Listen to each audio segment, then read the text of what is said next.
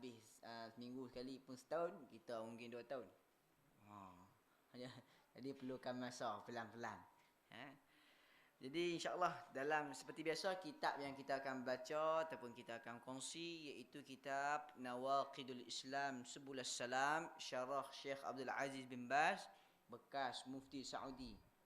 Bekas mufti Saudi, dan dia pun telah tak ada dah. Rahimahullah. Jadi pada hari ini insya-Allah kita akan masuk sikit tentang definisi ibadah, yang mana kita dah ambil sikit dari segi lugah, dari segi istilah ibadah ni apa. Jadi sebelum saya sambung, memandangkan sebulan sekali orang lupa. Lupa bulan kali ni pakai lupa lah. Jadi kita ulang sikit. Apa maksud ibadah dari sudut lugah ataupun dari sudut bahasa.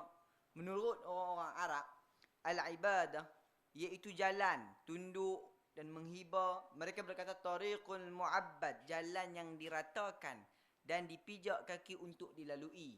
Macam kita ni kalau bahasa lah, menurut bahasa Arab. Contoh kalau kita lalu kot Bendang kan, orang mereka buat jalan tu, orang duk naik motor, orang jalan kaki. Itu tariq mu'abbad, jalan yang telah diratakan dan dipijak kaki untuk dilalui. Ini dari segi bahasa. Tapi dari segi istilah yang dimaksudkan dalam syariat, yang mana tujuan kita hidup untuk beribadah kepada Allah, semua kita tahu dan semua kita faham. Tetapi bila kita sebut ibadah, maksud ibadah tu dari definisi dalam syariat, istilah mengatakan al-ibadah ismun jamid. Ibadah adalah satu kata umum, universal, umum. Untuk segala yang disukai dan diradai oleh Allah Subhanahu wa taala. Sama ada ucapannya ataupun perbuatannya ataupun yang tak dinampak je dalam hatinya. Jadi apa pun keyakinan, ungkapan mulut diikuti dengan perbuatan yang Allah suka, yang Allah redha, kita namakan ibadah. Boleh. Ini dari segi syariat, istilah yang kita nak maksud, yang kita nak mengaji yang ni dari sudut syariah. Tetapi bila kita dah faham konsep satu perbuatan, keyakinan, perungkapan yang mana yang Allah suka, Allah redha, kita namakan itu ibadah. Bila kita faham maksud ibadah sedemikian, tidak ada benda, tidak ada perbuatan, tidak ada ungkapan, tidak ada keyakinan yang Allah suka, yang Allah redha, melainkan telah diajarkan oleh baginda Muhammad sallallahu alaihi wasallam. Maksudnya, tidak ada benda yang Allah suka, Allah redha, tapi Allah tidak menceritakan dalam Al-Quran. Tidak ada benda yang Allah suka, Allah redha, tapi Nabi Allah tak cerita dekat Nabi Muhammad sallallahu alaihi wasallam. Tidak ada benda yang Allah suka, Allah redha, Nabi tak sempat buat. Tidak ada benda yang Allah suka, Allah redha, Nabi lupa nak bagi tahu kat orang. Tidak ada benda yang Allah suka, Allah redha, Nabi, para sahabat tak tahu benda tu Allah suka ataupun Allah redha. Tak ada. Melainkan mereka telah mendahului kita atau perkataan ataupun keyakinan yang Allah suka, Allah redha, mereka telah buat. Ini kita kena faham. Bila kita di zaman sekarang, kita nak sebut satu ibadah, pastikan ibadah kita seperti mana ibadah Nabi Muhammad sallallahu alaihi wasallam. Dengan itu kita tidak mengkhianati amanahnya Nabi sallallahu alaihi wasallam. Kerana kita dah faham bahawa tidak ada ibadah melainkan mereka telah mendahului kita. Ya. Kemudian di sini disebut, beliau ni sebenarnya Bin Baz. Bin Baz berkata, ibadah adalah mengasyarkan Allah dan taat kepadanya. Sama ada larangan ataupun arahan, perintah. Allah Subhanahu Wa Taala perintah kita untuk solat, kita buat. Allah Subhanahu Wa Taala perintah kita untuk tinggalkan sifat-sifat kemalasan, kita tinggalkan sifat kemalasan. Allah Subhanahu Wa Taala suruh kita buat haji, kita ada kemampuan kita pergi haji. Allah Subhanahu Wa Taala larang kita untuk main judi, kita tak boleh main judi. Kenapa kita tinggal semua ni? Bukan sebab orang kata, sebab apa? Sebab Allah larang, Ini sebab Allah suruh. Kemudian, ini kita sambung hari insya-Allah. Yang mana beliau berkata, ibadah adalah tunduk kepada Allah dan merendahkan kepada keagungannya dengan melakukan apa yang diperintahkannya dan menjauhi apa yang dilarangnya, dengan keimanan kepadanya dan keimanan kepada rasul-rasulnya, memurnikan amalan untuknya dan membenarkan semua yang diberitakan oleh Rasulullah sallallahu alaihi wasallam. Ibadah adalah tunduk kepada Allah Subhanahu wa taala. Bila kita sebut tentang ibadah, iyyaka na'budu wa iyyaka nasta'in, akan engkau kami sembah, akan engkau kami minta pertolongan. Kita baca dalam surah Al-Fatihah kan. Iyyaka na'budu wa iyyaka nasta'in, akan engkau kami sembah dan akan engkau kami minta pertolongan. Ini ibadah yang mana bila orang faham maksud akan engkau kami sembah dan akan engkau kami minta pertolongan, urusan, segalanya urusan kita, sama ada secara pribadi ataupun secara umum, kita telah menyerahkan segalanya untuk Allah Subhanahu wa taala.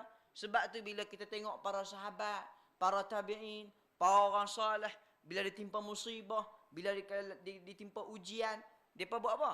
Depa pergi solat. Bila depa sembahyang, habis sembahyang, tenang jiwa depa.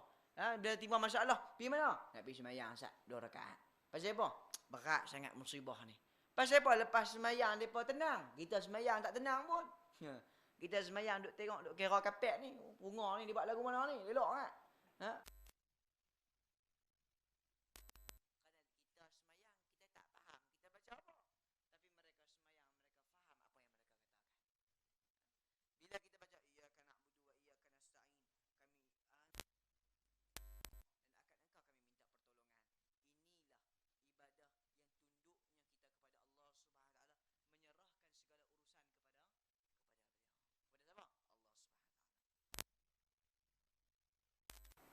Kemudian, bila kita sebut al-ibadah adalah tauhid.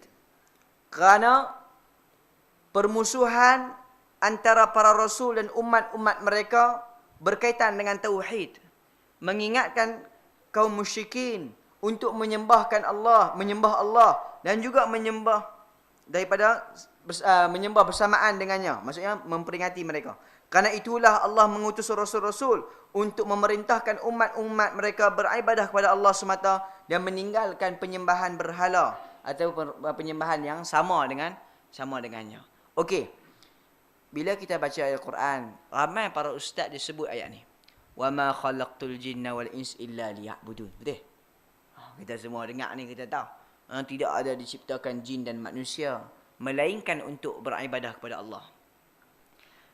Ya'budun di sini ay yuwahhidun, iaitu mentauhidkan Allah. Tidaklah aku ciptakan jin dan manusia kecuali untuk mentauhidkan Allah Subhanahu wa taala. Kalimat tauhid, kalimat yang paling tinggi, paling azim. Apa dia kalimat la ilaha illallah, ay la ma'bud bihaqqin illallah. Tiada Tuhan yang berhak disembah melainkan Allah. Tiada Tuhan yang berhak disembah melainkan Allah Subhanahu wa taala. Bila kita faham, inilah tujuan turun para nabi. Okey. Di sana ada kaum musyrikin. Di sana ada kaum mukminin, muslimin. Semua manusia meyakini Allah Subhanahu wa taala Tuhan semesta alam. Ini tak ada khilaf. Semua manusia. Tak kira lah orang Kristian ke, orang Yahudi ke, orang Buddha ke, dia yakin Tuhan Allah. Sebenarnya Allah. Orang Kristian dia percaya tak Tuhan dia Allah? Orang Kristian tu aduk sembah Isa. Dia percaya tak Tuhan dia Allah? Percaya. Cuma dia kata Isa ni anak Tuhan. Orang Yahudi percaya tak Tuhan dia Allah? Percaya. Orang Buddha, tanya orang Buddha kan, orang duk sembah Tok Kong Cina. Tok Kong ni Tuhan yang sebenar ke? Dia kata bukan hak sebenar. Hak sebenar tu hak di atas. Yang ni dia akan sampaikan permintaan kami kepada Tuhan yang di atas. Siapa dia Tuhan di atas tu? Allah Subhanahu wa taala. Apa hujah saya orang musyrikin kata lagu tu? Allah Subhanahu wa taala firman dalam Quran. Wala in sa'altahum man khalaqas samawati wal ard la yaqulunna Allah. Kalau kamu tanya orang musyrikin, siapa ciptakan langit dan bumi? Maka mereka orang musyrikin mengatakan Allah Subhanahu wa taala. Bayangkan keyakinan mereka mengatakan Tuhan sebenar Allah belum memasukkan mereka dalam Islam, melainkan dengan syarat yang kedua, iaitu apa dia? Mentauhidkan dari segi ibadah. Bila kita nak sembahyang, bila kita nak berdoa, kita nak melakukan penyembelihan, kita nak melakukan puasa, tidak lain tidak bukan kita halalkan ibadah kita, arahkan ibadah kita kepada Tuhan yang Maha Esa. Tidak ada perantaraan.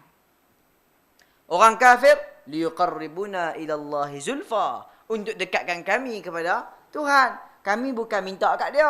Kami bukan kata dia Tuhan. Cuma kami nak minta dia tu dengan syafaat dia tu dekatkan kami kepada Allah Subhanahu taala. Kalaulah orang Islam buat sedemikian, tidak ada perbezaan di antara kita dengan orang musyrikin. Kerana di sana ada golongan-golongan yang mempunyai kefahaman sedemikian, yang meyakini, tak, kami ni bukan sembah dia, kami bukan minta doa kat dia, cuma kami minta dia ni minta dekat Allah, syafaat, pergi dekat kubur wali. Kami bukan, dia ni bukan Tuhan, kami tahu. Kami ni nak minta dekat Allah, cuma sebab dia ni soleh, kami minta tolong dia doa. Dia duduk mana? Dalam kubur dah mati. Yang ni mengarut. Yang ni tak boleh lah. Tetapi ramai orang buat. Yang ni kita kena nak berhati-hati. Sebab tu dia kata apa? Bin Baz kata, ibadah adalah tauhid, mengesahkan Allah. Sebab tu dalam banyak-banyak bab, dalam banyak-banyak pengajian, dalam banyak-banyak kelas, benda yang paling kita kena ambil perhatian, bab akidah, bab tauhid. Kita kena faham bagi clear. Bila kita mengaji tauhid, kita kena kenal musuh kita. Siapa dia? Syirik. Kalau kita mengaji silat lah, pandai silat tali pinggang hitam, musuh tak kenal, kena tikam kat belakang. Duk saya tengok main tikam kita tak kenal musuh. Tapi kalau orang tu kenal musuh tapi silat tak ada, boleh juga berjaga-jaga. Takut kena orang tikam dengan musuh. Tapi kalau berlawan, mati juga, tak erti. Tapi yang terbaik, silat pun erti, musuh pun dah kenal. Yang tu kemah. Pergi mana-mana medan perang pun dia menang. Tetapi macam itulah. Kalau kita ada tauhid, tapi tak kenal syirik, dikhawatiri kita jatuh dalam kesyirikan. Kalau kita kenal syirik, tauhid pun tak erti. Memanglah agak kita jaga-jaga, tapi boleh juga kita jatuh pada kesyirikan kerana jahil pada Allah Subhanahu taala. Tetapi kalau kita tahu tauhid, kita mengaji akidah, dalam masa yang sama kita mengenal syirik, kita mengenal musuh tauhid, menduakan Tuhan, menduakan dari segi ibadah, menduakan dari segi zatnya Allah Subhanahu taala dan sebagainya. Jelas tak? Boleh. Bila kita sebut tentang ibadah, yang mana Allah suka, Allah redha, banyak amalan dia. Semayang, di antaranya amalan yang paling Allah suka iaitu sedekah. Kita nak sebut sikit antara spesial sedekah tu. Allah sebut dalam Quran, kalaulah law akhartani ila ajalin qarib fa asaddaqa wa akum minas salihin. Kalaulah aku dilambatkan sikit ajalku, aku nak bersedekah, aku nak jadi orang soleh. Pasal apa dia tak sebut aku nak solat? Pasal apa dia tak sebut aku nak pergi buat haji? Dia kata, "Lau fa asaddaqa wa akum minas salihin." Aku akan bersedekah dan aku jadi orang soleh. Kenapa sebut sedekah? Spesial sedekah ni bukan sedekah dengan duit saja. Tenaga, sedekah ilmu, sedekah keuangan, tak semestinya dengan duit. Tapi fa asaddaqa, sedekah. Tuan-tuan tengok kisah Uthman bin Affan. Kisah. Ini saya selit kisah sikit. Bukan apa, kadang orang kita ni suka dengar cerita. Memang kalau cerita ni seronok. Daripada dengar cerita mampu buat kita tengok cerita hak betul. Uthman bin Affan, ni saya nak cerita. Tuan-tuan ambil pengajaran. Diriwayatkan, Uthman bin Affan seorang yang hidupnya cukup suka bersedekah. Dalam kisahnya, ketika Nabi sebut siapa yang beli telaga. Dulu ni ada satu telaga orang Yahudi. Yang orang Islam duk pimbik ayak dekat telaga tu, orang Yahudi letak duit banyak. Cah mahal lah. Cah mahal. Nabi kita siapa yang beli telaga ni dapat sekian dan sekian ganjaran di syurga.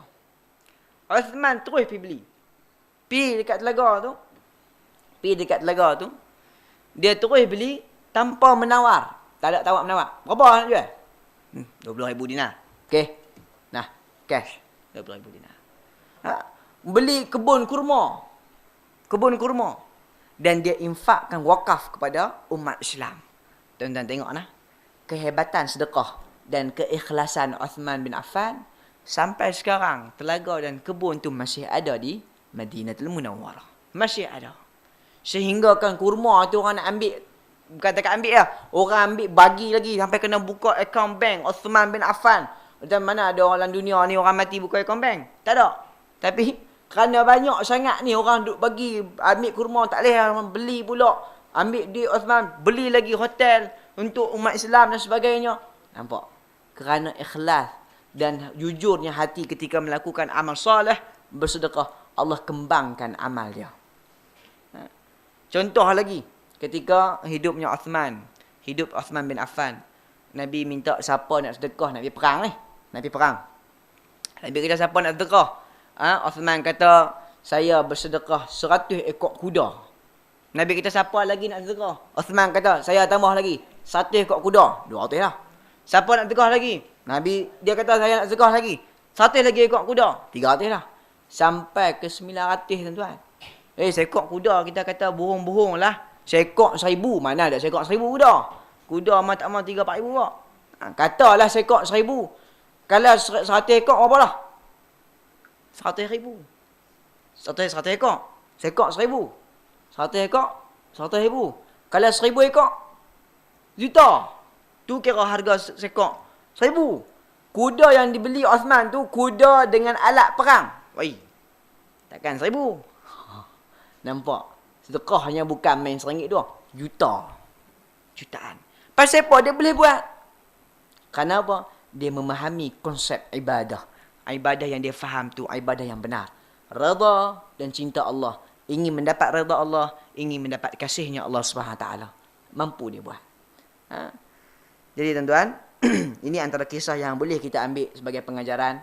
Yang mana kita, dalam apa pun amalan ibadah kita, banyakkan kita melakukan amal sedekah jariah. InsyaAllah. Sambung. Ibadah ini adalah Islam. Ibadah ini adalah iman dan petunjuk. Ibadah ini adalah ketaatan kepada Allah dan Rasul. Ibadah ini adalah kebajikan dan taqwa. Ibadah ini adalah Islam. Islam itu adalah ibadah. Tidaklah aku ciptakan jin dan manusia iaitu mentauhidkan Allah, beribadah kepada Allah. Maka itulah Islam, itulah ibadah. Ibadah ini adalah iman dan petunjuk. Petunjuk hidayah. Hidayah ada dua. Ada hidayah taufiq, ada hidayah irsyad wal bayan. Hidayah irsyad wal bayan. Ni saya ni hidayah irsyad wal bayan lah. Lagu mana? Sampaikan, berikan penjelasan, berikan peringatan untuk saya dulu, baru untuk tuan-tuan. Jangan duk untuk tuan-tuan, saya ada. Tak boleh. Dia untuk kita dulu. Baru tuan-tuan. Ini hidayah irsyad wal bayan. Tetapi hidayah taufiq, hidayah milik Allah. Kita sampaikan, hanya yang mengubah, yang beri hidayah taufiq adalah Allah. Pak menakan Nabi. Nabi bagi hidayah irsyad wal bayan. Tetapi Allah tak bagi taufiq, hidayah taufiq kepada pak menakan dia. Abdul Muttalib tak masuk Islam. Jadi tugas kita bukan bagi hidayah taufiq. Tugas kita memberi hidayah irsyad wal bayan, penjelasan. Kemudian beliau berkata, Ibnu Abbas dan lainnya berkata, seluruh ibadah di dalam Al-Quran dan lainnya artinya tauhid. Ibnu Abbas, seorang sahabat Nabi SAW yang didoa oleh Nabi tentang kefahaman dalam Al-Quran. Dia berkata, di dalam Al-Quran, ibadah keumumannya membawa makna tauhid. Membawa makna tauhid dalam Al-Quran. Sebab tu kalimat tauhid cukup penting. Tauhid, kalimat tauhid dia, la ilaha illallah. Allah mula dengan Quran dia. Fa'lam annahu la ilaha illallah. Ketahuilah, tiada Tuhan yang berhak disembah melainkan Allah. Allah mulakan dengan apa? Pengetahuan, menuntut ilmu, kefahaman, kena mengaji. Sampai bila? Sampai mati. Tak kira lah dia ustaz ke, tok mufti ke, dia kena mengaji sampai mati. Memang hidup kita untuk mengaji pun. Menambah kefahaman kita kepada Allah SWT. Sebab tu Allah kata, ketahuilah. Tiada Tuhan yang berhak disembah melainkan Allah. Kena tahu. Kena belajar. Sebab tuan-tuan, hukum belajar ni wajib sunat? Wajib ke sunat? Kan makruh? Wajib. Bila wajib ni, tak ada uzur, sihat. Masa ada. Tak ada halangan. Boleh ada kewangan cukup untuk mengaji. Kalau tak mengaji, dapat pahala ke? Dapat dosa. Dosa. Ini tak ada khilaf. Dosa. Sebab tu penting. Bila kita mengaji ni penting. Macam tuan-tuan buat main kuliah. Main pagi-pagi Sabtu ni orang pinat. Tuan-tuan tak pinat main mengaji. Nak ni Alhamdulillah hari Sabtu. Nak banyak. Tak mau pergi beli. Nak tu tunggu Ustaz. Main mengaji dulu. Ini satu pengorbanan. Ini menunjukkan tanggungjawab dan kewajipan kita. Itulah. Kalau kita faham ibadah betul-betul, memang mudah kita jalan. Hidup kita senang. Hidup kita senang. La khaufun alaihim wa lahum yahzanun. Mereka tak takut, mereka tak sedih. Kenapa? Mereka faham benar-benar tauhid. Mereka faham betul-betul ibadah. Mereka faham dengan kefahaman yang benar tentang Islam. Ini yang kita kena ada dalam diri kita. InsyaAllah. Kemudian, beliau membantah orang yang menafsirkan ibadah sebagai ketaatan dan mengatakan bahawa siapa yang taat kepada seseorang bererti ia telah menyembahnya. Beliau berkata, ketaatan lebih luas dari ibadah. Kerana setiap ibadah kepada Allah sesuai dengan syariatnya. Ibadah tersebut dinamakan ketaatan. Hanya saja tidak setiap ketaatan kepada selain Allah dinamakan ibadah. Tetapi ada rinciannya. Sedangkan ketaatan yang dilakukan untuk Allah, itulah yang dinamakan ibadah bagi siapa yang inginkan wajahnya dan melakukan ibadah tersebut. Okey. Ada di sana orang menafsirkan ibadah itu ketaatan. Ketaatan. Di sini Bin Baz membantah. Dia tak setuju. Dia kata tak semestinya. Tak semestinya. Ketaatan ni kita perlu rincian. Ada orang taat tanpa ada unsur tunduk dan patuh. Merendahkan diri, ta'abbud, tak ada. Menghambakan diri. Tetapi di sana ada ketaatan yang ada unsur ta'abbud. Tak ta'abbud. Menghambakan diri, mengabdikan diri. Contoh, kita taat kepada pemerintah. Taat kepada ketua kampung. Taat kepada suami. Bila kita taat ni ada unsur ta'abbud. Kalau tak ada unsur ta'abbud itu bukan syirik. Tetapi bila ada unsur ta'abbud itu ibadah. Tapi Bin Baz bantah yang kata ibadah itu adalah ketaatan semata. Tak, kita perlu rincian. Kalau tak ketaatan yang ada unsur ibadah, tunduk, rendahkan diri, ketaatan sepenuhnya, yang ini hanya milik Allah SWT. Tapi kalau kita ketaatan kita kepada pemerintah, taat sebagai ketaatan manusia dengan antara manusia, ini tidak ada masalah. Ini bukan ibadah. Tetapi kalau kita, bukan maksud ibadah yang kita nak itu. Maksudnya kalau kita palingkan ibadah selain Allah, itu kan syirik. Kalau kita maksudkan, tafsirkan ibadah itu adalah ketaatan sahaja, maksudnya kalau kita taat pada orang syirik lah. Adakah syirik? Tak. Kita kena tengok. Ketaatan itu ada dua. Ada ketaatan yang tidak ada unsur ta'abbud. Ada ketaatan di sini yang ada unsur dan membawa makna ta'abbud. Merendah diri sebagai hamba, tunduk, patuh yang sebenarnya milik Allah. Kalau palingkan kepada selain Tuhan, maka hukumnya syirik akbar. Na'udzubillah. Yang mana membatalkan kita daripada Islam. Jelas tuan-tuan? Dah? Boleh ya? Tuan-tuan tengok sengap ni, saya apa risau? Sengap faham ke? Sengap apa ni? Sengap faham ke? Kalau sengap faham, okey. Baik.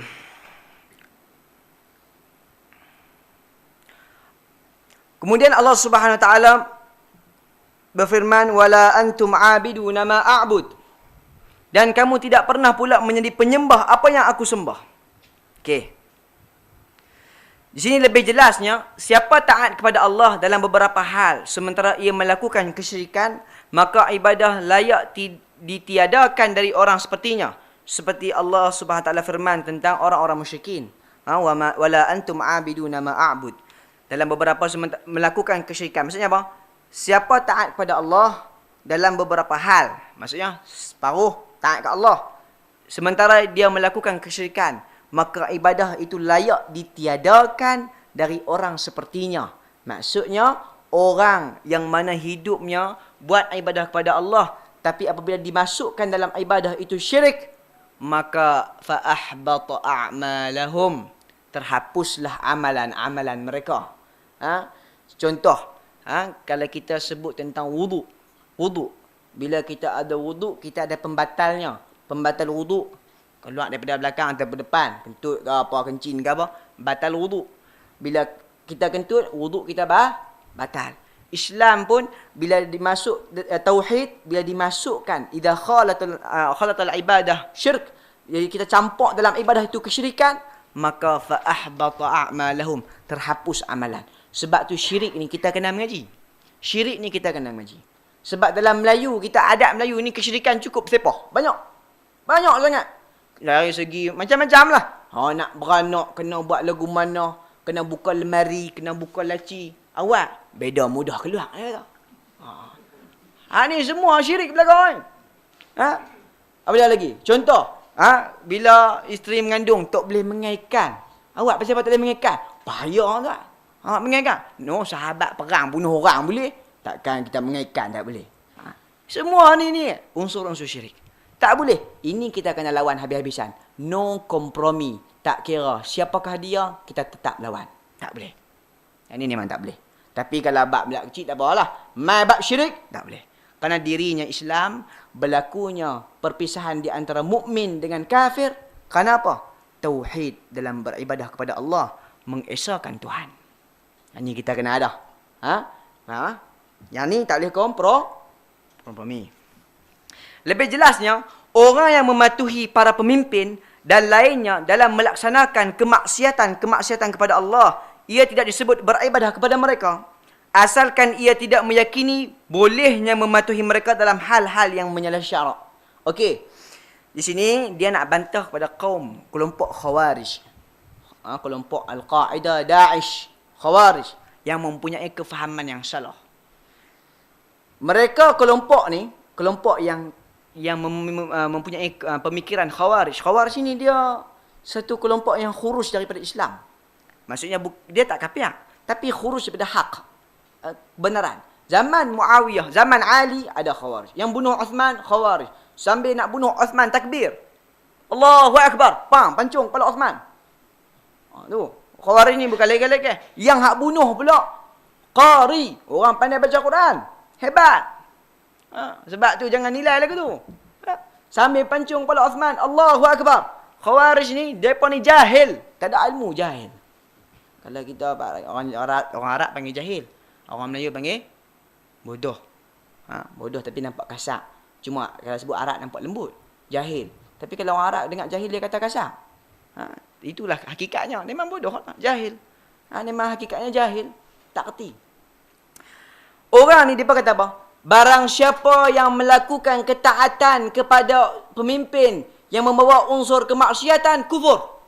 Ini pemikiran Khawarij. Faham tak? Ketaatan kepada pemerintah yang membawa pada kemaksiatan. Contohlah, pemerintah suruh main judi. Tak main judi? Siap. Contohlah kan. Taat. Kafir tu kawan tu. Tetapi kita Ahlussunnah tidak. Kita kena rincian. Kena tengok dulu. Bak nak kafir ke orang ni, kita kena sabar tak? Jangan duk gelojoh. Kerana Islamnya yakin. Kita nak keluarkan daripada Islam, kita perlu keyakinan. Apa dia syarat dia? Banyak. 3 antaranya yang penting. Iqamatul hujjah. Tegakkan kebenaran dulu. Kemudian tengok. Adakah ada paksaan. Tengok akal dia waras tak waras. Ada syubhah dalam pemikiran dia. Kena tengok dulu. Baru kalau semua ni clear, baru kita boleh hukum dia kafir. Yang tu bab lain. Okey. Maksudnya bang, orang yang lebih jelasnya, orang yang mematuhi para pemimpin dan lainnya dalam melaksanakan kemaksiatan kepada Allah, ia tidak sebut beribadah kepada mereka asalkan ia tidak meyakini. Tidak meyakini bolehnya mematuhi mereka dalam hal-hal yang menyisihi syarak. Faham tak? Kita taat pada pemimpin, taat kepada suami, taat kepada ketua kampung, selagi tidak mengarahkan kita kepada kemaksiatan kepada Allah. Kalau mengarah kita kepada kemaksiatan, la ta'ah, tidak ada ketaatan baginya. Okey? Imam Ahmad ibnu Hanbal disuruh dia mengatakan Al-Quran itu makhluk. Oh, ya khalifah suruh tu. Ha? Tapi dia lawan. Tak boleh. Kerana hampa suruh buat maksiat. Dia tak mau buat. Tak boleh. Ha? Dia pun tak kata lah. Sampai dia diadab, di penjara dan sebagainya. Tetapi kalau dia meyakini taat pada seseorang, walaupun misi syarak itu dibenarkan, ini tidak benar. Itu ibadah. Itu baru betul membuat ibadah pada selain Allah, maka hukumnya syirik. Tuan-tuan jelas lah? Okey. Kemudian beliau berkata, perlu diketahui. Beliau ni siapa? Bin Baz. Syekh Abdul Aziz bin Baz. Ibadah itu ada dua jenis.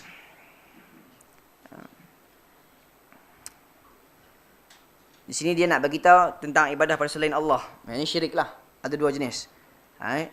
Syirik akbar dengan syirik asghar. Syirik akbar dan syirik asghar. Tayyib. Ibadah pada selain Allah, iaitu kesyirikan mempunyai dua. Tadi kan saya sebut, kalau kita pandai main silat tapi tak kenal musuh tak guna. Ini kita nak kena mengaji musuh dulu. Musuh. Apa dia? Syirik. Kerana dalam kitab kita pun nama bagus nama kitab ni. Nawaqidul Islam, pembatal Islam. Jadi kita kena kenal syirik. Di sini dia kata yang pertama, al-awwal apa dia? Yang pertama tentang syirik kepada Allah SWT, dan man dzabaha li ghairillah faqad kafar. Barang siapa yang menyembelih selain Allah kufur. Sini dia nak bahas tentang syirik. Syirik ada dua. Ada syirik besar, ada syirik kecil. Syirik besar memalingkan ibadah kepada selain Tuhan, menduakan Tuhan, itu semua kita sebut syirik akbar. Ni semua orang faham. Di sini ada yang kedua, iaitu syirik kecil. Orang cukup tak faham. Orang faham syirik kecil ni riak ya. Syirik kecil apa? Riak. Itu contoh. Contoh ni banyak. Riak dan sebagainya. Kita kena faham maksud syirik kecil ni apa. Syirik kecil, tuan-tuan tulis yang buat kita. Syirik kecil adalah satu perbuatan yang menghantarkan atau menyebabkan berlakunya syirik besar, maka perbuatan tersebut jadi syirik kecil. Faham? Satu perbuatan, perkataan, keyakinan yang boleh menyebabkan syirik besar, maka ia menjadi syirik kecil. Contoh, riak. Okey, riak. Pasal apa orang kata riak ni syirik kecil?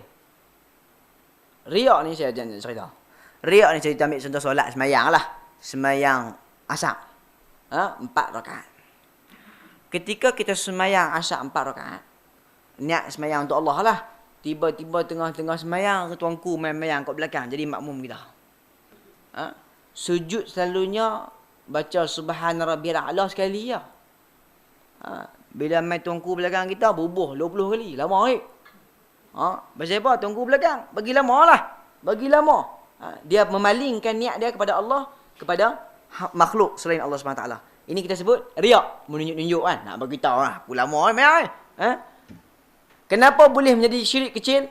Kerana perbuatan riak ni boleh menyebabkan syirik besar. Contoh.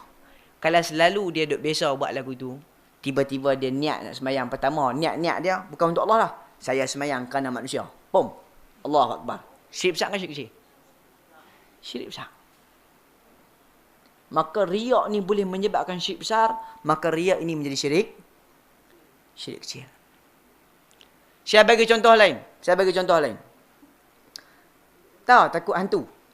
Tahu hantu? Hantu kan? Kita ni bila sebut hantu ni bukan budak-budak lah. Orang lama pun takut hantu. Tengok. Kadang-kadang. Tapi orang lelaki tak tahu. Orang lelaki dah kemaik lah. Tok-tok ni bukan cerita. Ada satu orang dia kata, malah teman tidur, tak ikut penyamun masuk. Alasan penyamun. Sebenarnya dia suruh teman tu dia takut. Bila sebut takut hantu ni, takut hantu kan. Kenapa para ulama kata takut pada hantu ni, takut pada makhluk halus ni termasuk syirik kecil? Kerana dia boleh pergi jadi syirik besar. Bila dia meyakini iblis, laknatullah alaih, boleh memberi mudarat, boleh memberi manfaat, boleh memberi kebahagiaan, boleh membagi kesenangan, boleh menjadi membunuh kita, boleh menghalangi kita dan sebagainya, mudarat pada kita, manfaat pada kita, maka ini syirik besar. Tetapi kerana bila boleh menyebabkan syirik besar, maka takut kepada dia boleh membawa pada syirik kecil. Faham tak? Faham? Tuan-tuan tak faham? Faham lah? Boleh lah. Dengan demikian, ketaatan kepada selain Allah dalam kemaksiatan adalah perbuatan kejahatan dan dosa. Hanya saja kemaksiatan itu terbahagi menjadi dua jenis. Iaitu yang pertama, ketika seseorang mematuhi selain Allah, lalu menganggapnya halal dan mengatakan bahawa ia boleh saja mematuhi selain Allah dalam mengerjakan kemaksiatan, maka ketaatannya tersebut menjadi murtad, ingkar, syirik besar dan kekafiran yang besar. Taib. Yang kedua, iaitu ketika ia mematuhi selain Allah dalam melakukan kemaksiatan, hanya saja ia tahu bahawa dirinya keliru dan juga tahu bahawa dirinya durhaka, maka ketaatan tersebut menjadi kemaksiatan, bukan perbuatan murtad ataupun kafir besar. Faham?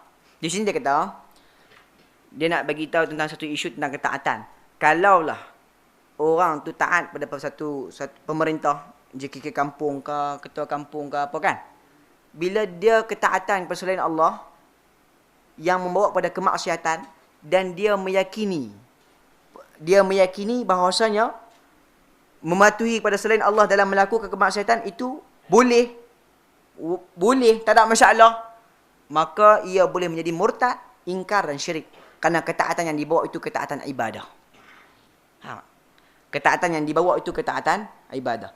Tetapi kalau dia taat pada selain Allah dalam kemaksiatan, dia tahu kata dia dosa, dia tahu kata ni tak boleh, tapi lemah iman, rasa macam kalau tak buat lagi kena buang kerja, lagi kalau tak buat ini, maka dia melakukan kemaksiatan saja, tidak kafir, tidak murtad. Faham tak? Contoh tu, bos kata tak payah pergi semayang, tak payah pergi semayang, ataupun bos kata hang kena ambil rasuah ni, tak kira hang tak ambil aku pecat hang kerja. Contohlah kan, pecat kerja. Dia pun tahu katanya haram ni, tak boleh ketaatan, tak boleh buat dah ni. Tapi kalau aku buat lagi kena buang kerja, tak apalah, buatlah pi ambil. Buat pi lah, maka dia buat maksiat. Tetapi tidak keluarkan daripada Islam. Ataupun kalau tak buat ni, tak apalah, dunia aku tahu dosa, tapi nak buat sana aku suka benda-benda haram ni. Ada orang suka kata tapi tak apa, buat kena kan? Maka dia buat dosa tetapi dia tidak kufur pada Allah SWT. Kemudian perbezaan di antara musyrik dan orang kafir. Perbezaan di antara musyrikin dan orang kafir. Musyrik dan kafir ada beza kah? Musyrik, kafir, perbezaan ada beza kah? Ni dia tahu. Bin Baz berkata, setiap kesyirikan adalah kekafiran dan setiap kekafiran adalah kesyirikan. Orang musyrik itu kafir dan orang kafir itu musyrik. Tak ada beza lah pada umumnya. Hanya saja orang yang mensyirikkan Allah dalam ibadah dan menyeru selain Allah bersama Allah, ia umumnya dinama musyrik. Okay. Mesti tuk tertanya, apa dia ni ustaz duk merepek bawah ni? Musyrik kafir, musyrik kafir ni. Okey. Nak jelas sikit. Dia nak bagi tahu ada tak perbezaan di antara musyrik dan kafir. Kan dalam Quran kan kafirun, musyrikun. Beza ke? Maka dia kata keumumannya tidak ada perbezaan. Orang yang musyrik itu orang kafir, orang yang kafir itu musyrik. Tetapi lebih khusus kalau dia mensyirikkan Allah dari segi ibadah, kita boleh sebut dia musyrik. Faham tak? Kalau dia mensyirikkan Allah dari segi ibadah, kita namakan dia musyrik. Tetapi musyrik dia tu termasuk kafir lah. Maksudnya keumumannya, orang musyrikin itu orang kafir itu orang musyrikin. Keumumannya. Tetapi, kalau kita nak pergi pendetilan, pengkhususan, ia ada syarahan dia. Yang ni tuan-tuan agak berat. Tapi tak tahu saya nak. Kitab ni dia detail sangat. Dia detail sikit, tuan-tuan ngangor. Boleh. Ngangor tak mau. Kita kena faham. Tapi insya-Allah tuan-tuan faham lah. Perbezaan syirik besar, musyrik dengan kafir ada beza kah? Tak ada beza. Keumumannya sama. Musyrik itu kafir, kafir itu musyrik. Tetapi kalau orang tanya, apa itu musyrik? Musyrik iaitu orang yang memalingkan ibadah kepada selain Allah. Kafir, orang yang keluar daripada Islam. Itu.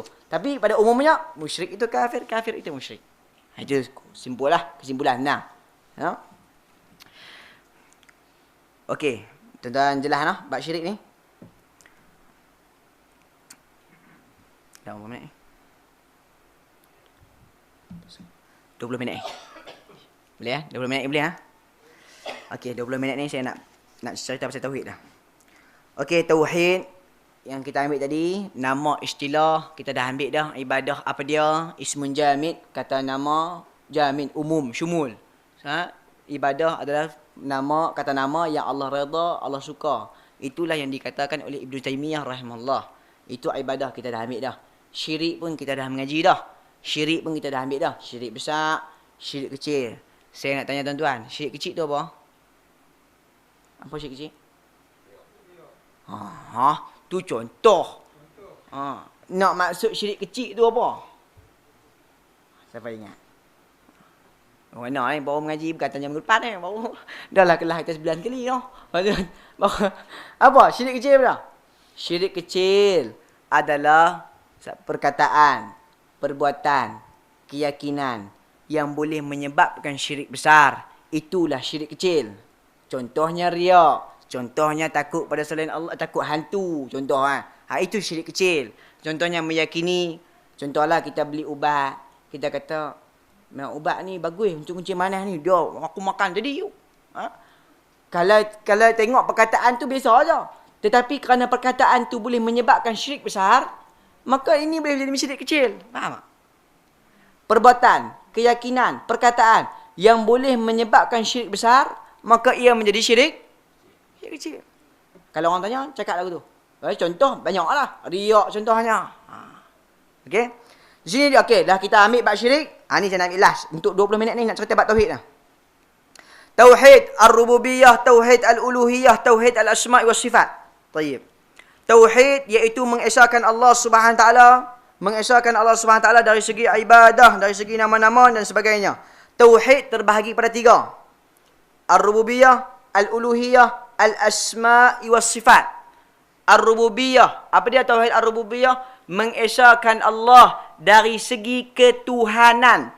Meyakini Allah yang menciptakan alam semesta. Meyakini Allah yang menghidup dan mematikan. Meyakini Allah yang memberi rezeki. Meyakini Allah yang turunkan hujan.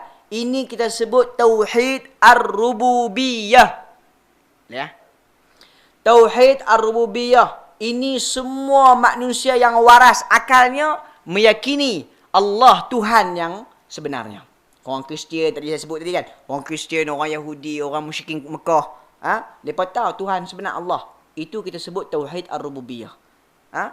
Tetapi tidak memasukkan mereka dalam Islam, melainkan dengan tauhid yang kedua. Apa dia? Tauhid al-uluhiyah. Mengesahkan Allah dari segi sesembahan. Bila dah tahu Tuhan itu Allah, mai time nak sembah, kita tauhidkan Allah dari segi sesembahan. Tidak ada ibadah melainkan untuk Allah SWT.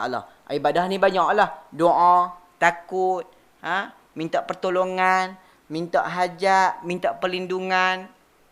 Apa dia lagi?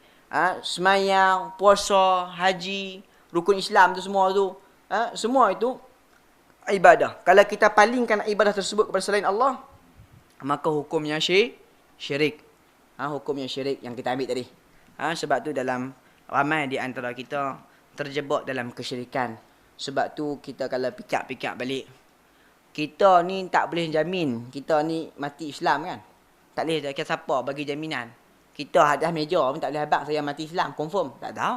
Kok mati syirik, na'udzubillah, kita tak tahu. Kan? Na'udzubillah, minta lindung kepada Allah.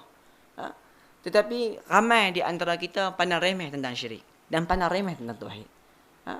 Ada orang kena penyakit kanser, kena penyakit, contohnya penyakit doktor kata lagi 2 minggu nak mati. Dia boleh pergi buat syirik, pergi jumpa Tok Bomoh. Pasal apa? Dah nak mati dah, berubat sungguh ni. Pergi jumpa Tok Bomoh, pergi bawa pulut kuning, telur rebus atas tu, pacak atas tu. Ni, berubat. Lah kali dia mati juga, mati dalam keadaan kesyirikan. Na'udzubillah. Hilang terus amalan. Fa'ahbata a'malahum. Ini bahaya. Tapi ramai kita pandang remeh. Kalau bila kita sembang bab syirik, kita sembang bab tauhid, dia kata bosan Ustaz. Sembang kisah-kisah lain sikit. Jangan. Yang ni tujuan kita mengaji. Untuk kita faham dan kenal Tuhan. Kalau kita mengaji pandai semayang tapi tak kenal Tuhan, tak guna juga. Kita semayang pandai. Zikir pandai. Tapi kenal Tuhan tak erti. Kita tak kenal Tuhan. Kita tak tahu Tuhan suka apa. Kita tak tahu Tuhan benci apa. Tak boleh. Kita kena kenal. Itulah tujuan kita hidup. Itu tujuan kita hidup. Tujuan kita hidup adalah mentauhidkan Allah, mengesahkan Allah Subhanahu Wa Taala. Ini semua kita faham. Semua kita sedar. Tetapi kesedaran yang kita ada tak mampu menolak kita ke hadapan. InsyaAllah jelas. Itu yang kedua. Iaitu tauhid al-uluhiyah, mengesahkan Allah dari segi sesembahan. Yang ketiga yang terakhir, tauhid al-asma'i was sifat, mengesahkan Allah dari segi nama-nama dan sifat-sifatnya. Allah mempunyai nama, Allah mempunyai sifat. Tetapi nama dan sifat tak sama dengan ciptaan Allah SWT, iaitu makhluk. Tak sama. Tak boleh kita kata Allah ni macam kita, tak boleh kita kata Allah macam matahari, tak boleh kita kata Allah macam pokok, tak boleh. Allah khaliq, kita makhluk. Allah mempunyai nama, mempunyai sifat. Kita punya nama, kita punya sifat. Hakikat berbeza. Nama mungkin sama, tapi hakikat tak sama. Ini kita kena faham. Allah Subhanahu Wa Taala sebut, Allah sesungguhnya hati-hati manusia di tangan, di jari jemari Allah. Kita faham makna dia, kita beriman dengan ayatnya. Tanya tak boleh, cukup iman hukumnya wajib, tanya hukumnya bid'ah. Ini konsep ni pegang elok. Kalau Allah kata Allah Subhanahu Wa Taala Ar-Rahmanu 'ala 'arsy istawa, Allah Subhanahu Wa Taala bersemayam di atas arasy. Kita beriman, faham ayat tu? Faham. Bagaimana? Allahu a'lam. Hukum iman ayat ni wajib. Tanya soalan boleh tak boleh? Bab ni bid'ah. Siapa kata ni? Imam Malik. Sama juga dengan sifat lain. Bagaimana tangan Tuhan? Allah kata Allah ciptakan Adam dengan kedua tangan Allah. Bal yadan mabsutatan. Kedua tangan Allah terdampang luas. Orang Yahudi kata yadullah maghlulah. Tangan Allah terikat. Allah kedekut. Ini orang Yahudi kata ni. Adakah tangan Allah macam kita? Allahu a'lam. Kita tak tahu. Tapi kita faham tak tangan? Faham. Bagaimana? Allahu a'lam. Hukum iman ayat ni wajib. Nak tanya boleh tak boleh? Tak boleh. Senang. Tak payah duduk pening-pening kepala. Lagu mana tangan Tuhan? Oh, tuan nampak dah ni. Dalam tu ada Allah tu. Ini semua mengarut. Allah mana? Allah tak di langit, tak di bawah, tak kiri, tak kanan, tak depan, tak belakang. Tak dalam bumi, tak luar bumi. Lepas tu, Allah dalam pemikiran kita. Ini semua mengarut. Allah sebut dah. Kita kalau berdoa, kita angkat tangan mana? Kita angkat kan? Ke atas. Ada berdoa ke bawah? Kiri kanan. Belakang. Tungging ke bawah. Tak ada. Kita kalau sebut Allah sebut tangan tunjuk mana? Atas. Fitrah manusia pun ada. Allah kata bang, fitrah kita pun mengatakan Allah di atas. Sebab tu fitrah salimah, fitrah yang selamat ni, kalau baby lahir, orang Yahudi ada anak baby lahir, bila mati, ada ulama kata masuk syurga. Kerana dia mati dalam keadaan fitrah. Kerana fitrah pada asalnya fitrah salimah. Fitrah manusia pada asalnya fitrah selamat. Kan kita kalau baby lahir kan, dia mana tahu apa umur setahun. Adakah dia masuk neraka? Nah, dia tak tahu. Tapi dia dah jadi manusia. Maka para ulama kata dia mati dalam keadaan fitrah selamat. Maka dia mati dia duduk di syurga. Fitrah kita pun kata Allah di atas. Selesai. Ni duduk pening. Allah mana? Kalau kita kata atas lagi, siapa kita? Allah perlu kata tempat. Tuan-tuan, Allah sebut dalam Quran, Innallaha sami'un basir. Allah maha mendengar, maha melihat. Allah kata Allah SWT firman dalam surah Insan, Inna khalaqnal insana min nutfatin amsyajin nabtalih faja'alna sami'an basira. Allah jadikan manusia itu dengar dan melihat. Samakah pendengaran Allah dengan pendengaran kita? Tak sama. Nama sama, dengar. Berbeza hakikat. Allah dengar tak sama dengan makhluk. Kita dengar macam kita lah. Kita dengan manusia pun tak sama. Orang muda dia dengar jauh. Tempik tanah pun dengar lagi. Kita bila main berumur ni, orang ni dah jerit. Amboi, oi, apa? Dengar sikit lah. Ada orang itu. Mata, basir, melihat. Penglihatan manusia dengan manusia pun tak sama. Ada orang kena pakai spek. Ada orang tak pakai spek. Ada orang spek nipis. Ada orang spek tebal. Macam-macam pasien lah. Ada orang tak nampak terus. Tak sama. Penglihatan di antara manusia pun tak sama. Tiba-tiba kita nak sama dengan Tuhan. Tak boleh. Sebab tu kita ada kaedah. Dalam tauhid mengesahkan nama-nama Allah dan sifat-sifat Allah. Apa kaedah dia? Laisa kamithlihi syai' wa huwas sami'un basir. Allah tak sama dengan apa benda pun, dan Allah Maha melihat, Allah Maha mendengar dan Maha melihat. Selesai masalah. Jadi Bila kita faham 3 tauhid ni, mengesahkan Allah dari segi ketuhanan, mengesahkan Allah dari segi ibadah, mengesahkan Allah dari segi nama dan sifat, katanya para ulama, kalau kita faham 3 tauhid ni dengan sempurna, iman kita, Islam kita, Islam yang hebat. Islamnya para sahabat, imannya para sahabat. Pasal apa mereka hebat? Pasal apa mereka boleh korbankan segalanya untuk Allah? Pasal apa dia boleh hidupnya untuk Allah? Sebab apa dia boleh buat? Karena dia faham maksud tauhid tu, dia sebati dalam diri dia. Dia telan, terus, kenyang. Dalam jiwa, dalam diri dia tu, khalas. Tauhid tu dalam diri dia cukup hebat. Umar kirim surat pada sungai Nil. Tengok, dengan kisah dia.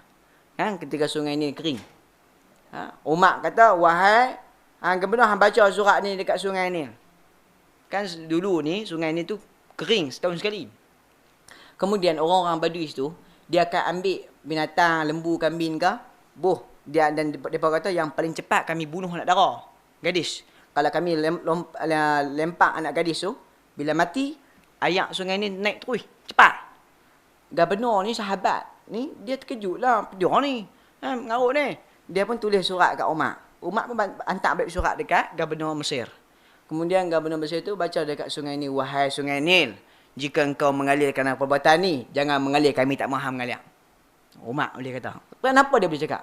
Kalau engkau mengalir kerana kehendak Allah, maka mengalirlah. Kami minta kepada Allah SWT. Pasal apa dia boleh buat? Kerana keyakinan, keimanan dalam diri dia cukup hebat. Sebab tu, sahabat kalau berdoa, ruqyah, baca Fatihah tadi. Kita ruqyah sampai satu Quran tadi. Baca 30 juz. Oi, tak mau keluar. Memang tak mau keluar. Dah kita tak percaya. Sahabat Fatihah yang keluar dah. Jawab Fatihah. Minum. Pasal apa keluar? Yakin. Iblis minta kat Tuhan. Bagi panjang umur. Sampai akhir kiamat. Pasal apa dapat? Kita orang Islam minta tak dapat. Dia kata, saya minta lama dah Ustaz. Saya mayang dah 2 bulan ni masjid. Tak dapat. Minta. Iblis minta dapat. Pasal apa dapat? Kerana Iblis minta dengan keyakinan. Dia dilaknat. Dan dia tahu dia akan masuk Jahannam. Tapi dia tetap minta kat Tuhan. Kita yang Islam, kalau kita minta selain Tuhan, lebih teruk pada Iblis. Iblis mana syirik pada Allah? Maksudnya mana dia sembah selain Tuhan? Ada dia sembah Tuhan lain? Tak ada. Dia sombong dengan Tuhan. Ya. Dia sombong, kerana sombong ni dia mendapat laknat. Manusia bukan takat sombong lah. Syirik terus dengan Tuhan. Lebih teruk pada Iblis. Bila nak minta dekat kubur. Minta dekat pokok. Minta dekat orang lain. Lah. Minta dekat Allah SWT. Sebab tu Iblis dia minta, ya Allah panjangkan umurku. Niat pun jahat betul. Nak rosakkan anak Adam. Allah bagi tak? Bagi. Sebab apa Allah bagi? Sebab Iblis yakin dia tahu Tuhan yang memberi. Bila dia minta, dia akan bagi. Dia dapat. Sahabat para Nabi minta selamatkan. Belah laut. Belah. Nabi Zakaria tak ada anak. Minta sembuhkan bini dia. Dapat anak. Kenapa? Keyakinan. Iman Islam dalam hati dia cukup hebat. Kukuh. Itulah kita kena faham nak elok. Tauhid yang kita mengaji ni sebati dalam diri kita. Jauhilah syirik. InsyaAllah kita akan jadi mukmin yang hebat dan kuat. Boleh? Boleh insyaAllah. Jadi tuan-tuan, cukup setakat ni. Yang baik daripada Allah, yang kurang dari saya. Semoga bermanfaat untuk tuan-tuan dan perempuan. Jadi kita tutup majlis setakat ni. InsyaAllah akan ada kuliah seterusnya Ustaz Khairul Ikhwan. Jadi kita berhenti setakat ni. Kita akhirkan majlis kita dengan tasbih kafara. Subhanaka wa bihamdik. Asyhadu an la ilaha illa anta astaghfiruka wa atubu ilaih. Wabillahi taufiq wal hidayah. Wassalamualaikum warahmatullahi wabarakatuh.